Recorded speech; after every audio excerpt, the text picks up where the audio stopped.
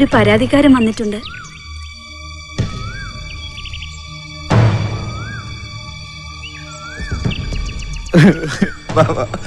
എന്നോട് പൊറുക്കണം.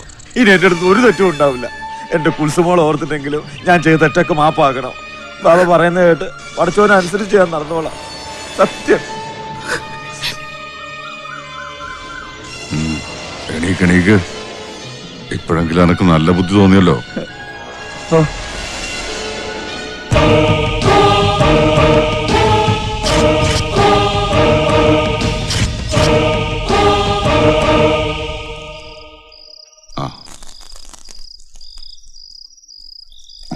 ഒരു കാര്യം പറയാനുണ്ട്.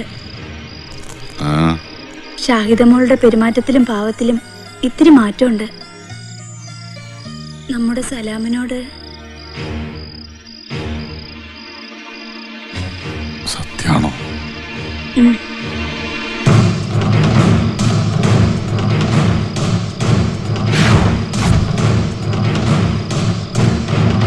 എന്തേ? അവനെ പോലെ ഒരുത്തനാവണേ. അവക്ക് തുണയും തന്നെയാ എന്റെയും പ്രാർത്ഥന.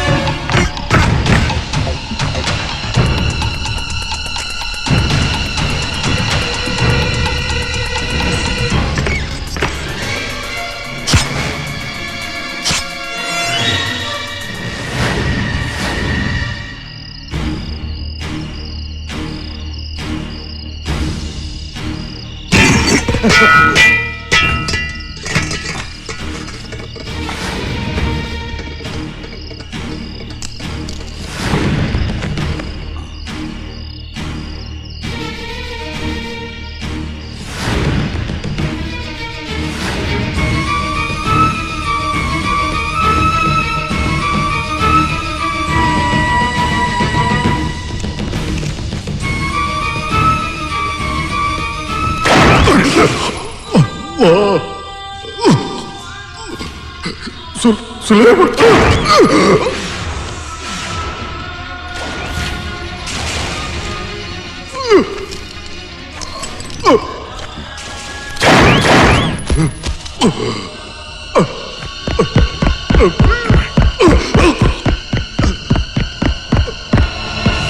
അയ്യോ ബാബ,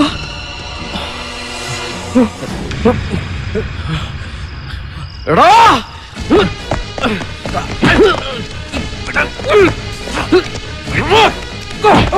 ആരെങ്കിലും പോയത് പന്നി. എന്നെ കൊല്ലല്ലേ ബാബി, എന്നെ കൊല്ലുന്നു. ബാബ കേട്ടോ.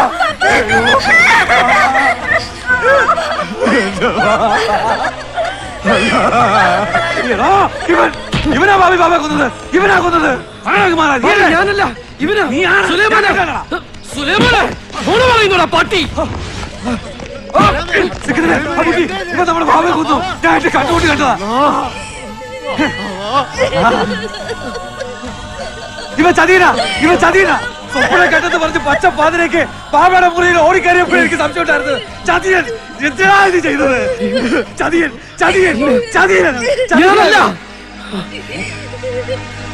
ഞാനല്ല, ഇവനാ കൊന്നത്. കള്ളം പറഞ്ഞോനെ. നീ കാമറല്ലേ?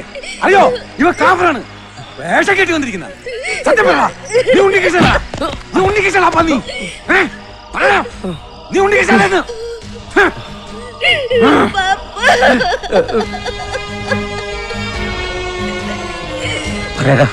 പറ. നീ ഇസ്ലാമല്ലേ? ബാബേ, ഞാനല്ല ഇത് ചെയ്തത്. ചോദിച്ചതിന് സമ്മാനം പറയടാ. ഈ സലാമല്ലേ? അല്ല. നായേ, സ്വന്തം മോനെ പോലെ വാരി തന്നു വളർത്തിയതല്ലടാ നിന്നെ. എന്തിനാടാ നീ? ഞാനല്ല ബാബേ, ഞാൻ പറയുന്നൊന്ന് കേക്ക്. അടിച്ചു കൊല്ലാവനെ.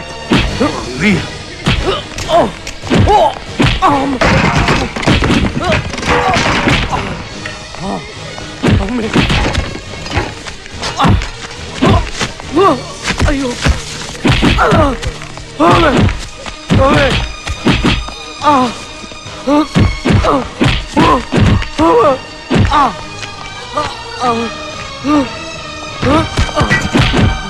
കൊല്ലവനെ.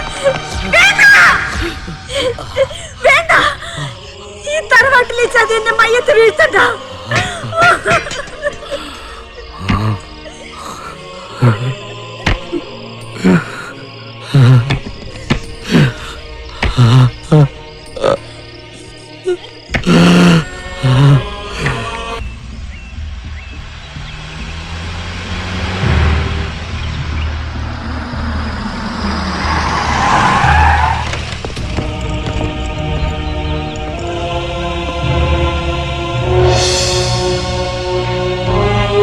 നടക്കടാ അങ്ങോട്ട്.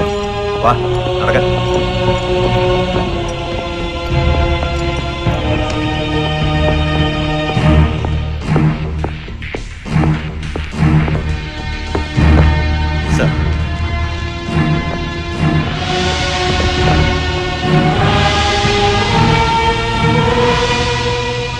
റിമാൻഡ് പ്രസന്നറാണ് സർ. അടുത്ത മാസം 18-ാം തീയതിയാണ് വിധി.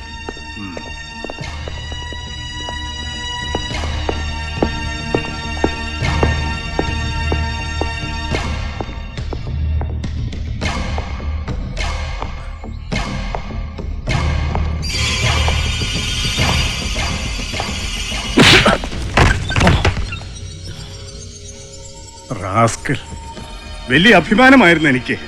നിങ്ങളെ ഒന്ന് ഉപദേശിച്ചാൽ നന്നാവില്ല എന്ന് പറഞ്ഞ് എന്നെ പരിഹസിച്ചിരുന്ന ഓഫീസേഴ്സിന് മുമ്പിൽ ചൂണ്ടിക്കാണിക്കാൻ നീ ഒരുത്തിനെങ്കിലും ഉണ്ടായല്ലോ എന്നുള്ള സ്വകാര്യ അഹങ്കാരം.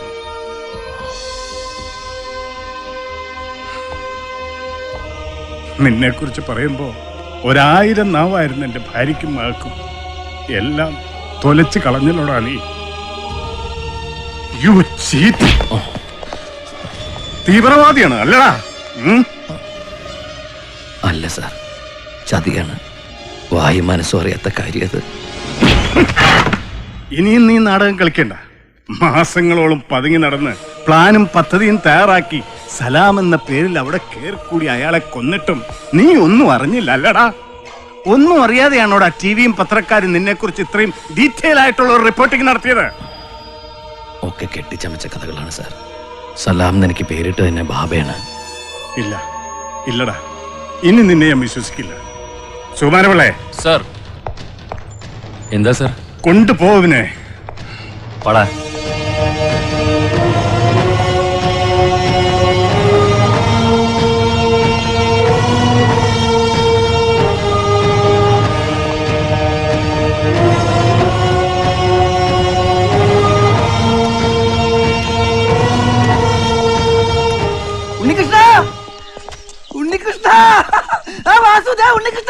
നീ ഇതെവിടെ ഇരുന്നടാ?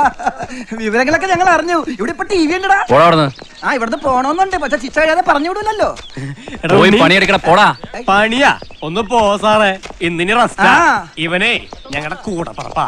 ഒന്നിച്ച് ഒരേ ജൂനൈൽ തറവാട്ടിൽ 8 കൊല്ലം പാട്ടും കൂത്തായി കഴിഞ്ഞോരാ ഞങ്ങ. എത്ര നാളത്തെ പ്രാർത്ഥന കൊണ്ടാണെന്ന് അറിയാമോ ഇവൻ ഇതിനകത്ത് വന്നത്? അല്ലേടാ? അയ്യോ, ഈ കാണാനുള്ള കൊതി കൊണ്ടല്ലടാ. ഞങ്ങൾക്ക് പുറത്തൊന്നും കാണാൻ പറ്റില്ലല്ലോ. We meeting a long time, you know sir. Meeting ഒക്കെ സെല്ലിൽ മതി. പോ. സെല്ലിൽ മതിയാ? ഓക്കെ. ഉണ്ണികൃഷ്ണ, നമുക്ക് ഇവിടെ അടിച്ച് പൊളിക്കാടാ.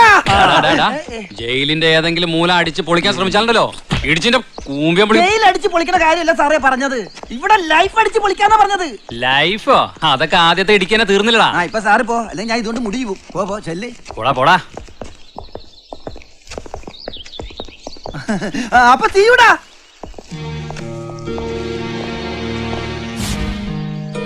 ജുവേനൽ ഹോമിൽ നിന്ന് ഇറങ്ങിയതിന് ശേഷം ചെറിയ ചെറിയ മൊന്തയും കിണ്ടിയും ടൈം പീസൊക്കെ അടിച്ചു മാറ്റി മറിച്ചു വെച്ച് നടന്നിരുന്ന ആളാണ് ഞാൻ.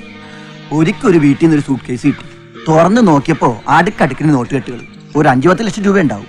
അതും കൊണ്ട് നമ്മൾ അങ്ങോട്ട് സ്കൂട്ടായി സിറ്റിയിൽ ഒരു ബാറിൽ കയറി അതൊന്ന് ആഘോഷിച്ച്. ബാർ അടക്കാൻ പോണേന്ന് പുറത്തിറങ്ങിക്കോളാൻ പറഞ്ഞപ്പോ എനിക്കത് അങ്ങോട്ട് പിടിച്ചില്ല. അപ്പോഴത്തെ മൂച്ചിന് ബാർ കൊടുക്കണമെന്ന് ചോദിച്ച് സൂട്ട് കേസ് തുറന്ന് ഇതാ അഡ്വാൻസ് 10 ലക്ഷം രൂപ പിടിച്ചോന്ന് പറഞ്ഞത് മാത്രം എനിക്ക് ഓർമ്മയുണ്ട്. പിന്നെ കണ്ണു തുറന്നപ്പോ കൊഞ്ചു വളഞ്ഞു കിടക്കണ പോലെ ചെല്ലിന്റെ അകത്ത് കിടക്കാണ്. പഞ്ഞി കിട്ടട്ടെ. നീ പറ, ഒരു ബുദ്ധിമുട്ടില്ലാതെ സർക്കാരിന് 10 ലക്ഷം രൂപ ഉണ്ടാക്കി കൊടുത്ത ഞാൻ അകത്ത് കിടക്കണ പുറത്ത് നടക്കണ? തലയിൽ കുറ്റവാളി എന്നൊരു ചോപ്പ് വട്ടം വീണാ പിന്നെ ആയുഷ്കാലം അത് മാറൂലടാ. അതുകൊണ്ടല്ലേ 12-ാം വയസ്സിൽ തുടങ്ങിയ പണി ഞാനങ്ങ് കണ്ടിന്യൂ ചെയ്തത്. കപ്പലിൽ നിന്ന് കള്ളച്ചരക്ക് തോണിയിൽ ഇറക്കണ പണി ഇടയ്ക്ക് പിടിക്കും. അപ്പൊ പിന്നെ കുറച്ച് നാൾ ഇവിടെ വന്ന് റെസ്റ്റ് എടുക്കും. പിന്നെ വിടും. അപ്പൊ പിന്നെയും തുടങ്ങും. പിന്നെയും പിടിക്കും. അങ്ങനെ അങ്ങനെ. എന്തായാലും സബ് ജയിലിലെ സെല്ല് മുഴുവനും ഫുള്ളായത് ഭാഗ്യം. അതുകൊണ്ടല്ലേ നിന്നെ ഞങ്ങൾക്ക് കാണാൻ പറ്റിയത്. എന്തായാലും ഒരുമിച്ച് ഇങ്ങനെ കൂടാൻ പറ്റിയല്ല. പടച്ചോ കാത്തു. നന്നായി നടന്നിങ്ങനെ കൂടാൻ പറ്റോടോ? ഇനിയിപ്പൊ നന്നാവാന്ന് വിചാരിച്ചാ തന്നെ നാട്ടുകാര് സമ്മതിക്കും. എന്താടാ ജോജി? നാട്ടുകാർ മാത്രമല്ല, പോലീസ് ഏമാന്മാര് സമ്മതിക്കില്ല.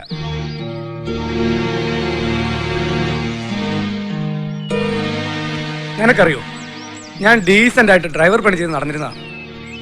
മജിസ്ട്രേറ്റിന്റെ വീട്ടിൽ നിന്ന് 50 പവൻ പോയ കേസിൽ പ്രതിയെ കിട്ടാതായപ്പോ പോലീസ് എന്നെ പൊക്കി. ഓരോ തട്ടാന്മാരടുത്ത് കൊണ്ടുവന്ന് കട്ട മുതൽ അവിടെ കൊടുത്തു ഇവിടെ കൊടുത്തു എന്നൊക്കെ പറയിപ്പിച്ചു. തട്ടാന്മാര് പേടിച്ച് കേസിന് തലവരാൻ 5ഉം 10ഉം പവൻ വീതം കൊടുത്തു. അതിൽ നിന്ന് തൊണ്ടി മുതൽ കഴിച്ച് ബാക്കിയുള്ളത് ഏമാന്മാര് വീതിച്ചെടുത്തു. ശിക്ഷ കഴിഞ്ഞ് പുറത്തിറങ്ങിയപ്പോ ഇനി ഡീസന്റ് ആയിട്ട് കാര്യമില്ലെന്ന് ഞാൻ ഉറപ്പിച്ചു. ടൂൾസ് വർക്ക് തുടങ്ങി. കൊട്ടേഷൻ ഉറപ്പിച്ച ആളുടെ അടയാളവും അഡ്വാൻസും തന്നാൽ ബൈക്കിൽ പാഞ്ഞെന്ന് സ്ക്രൂ ഡ്രൈവറിന്റെ ഒരു കാച്ച ആള് ക്ലോസ്. അങ്ങനെ ഡ്രൈവർ ജോജി സ്ക്രൂ ഡ്രൈവർ ജോജിയായി. റിവോൾവറിന് ഡിഷും ബുള്ളറ്റ് കൊണ്ട് ചങ്കന് കാച്ചിനുള്ളവരോടാണ് നിന്റെ ഒരു ഉണക്ക സ്ക്രൂ ഡ്രൈവർ. ഒന്ന് പോടാപ്പാ. അല്ല, നിനക്കയാളെ കൊല്ലാൻ തോക്കവിടെ കിട്ടി? ഞാൻ കൊന്നിട്ടില്ല. അത് വിട്, ഞങ്ങൾ ആരോടും പറയൂല. അല്ല, ശരിക്കും നീ തീവ്രവാദി ഗ്രൂപ്പിൽപ്പെട്ട ആളാണോ? അല്ല, ആണോന്നല്ലേ ചോദിച്ചുള്ളൂ. ആണെന്ന് ഞാൻ പറഞ്ഞില്ലല്ലോ. അല്ല, ഈ കാസിം ബാവനൊക്കെ കൊല്ലുക എന്ന് പറഞ്ഞാലേ ഞാൻ ആരെ കൊന്നിട്ടില്ല. പിന്നെ അച്ചമ്പട്ടത്തിന് പഠിക്കാനല്ല നിന്നെ ഇങ്ങോട്ട് കൊണ്ടുവന്നേ. ഇവൻ പുണ്യാളനാടാ, പുണ്യാളൻ. ഞാൻ കൊന്നിട്ടില്ല. ബാബയെ ഞാൻ കൊന്നിട്ടില്ല.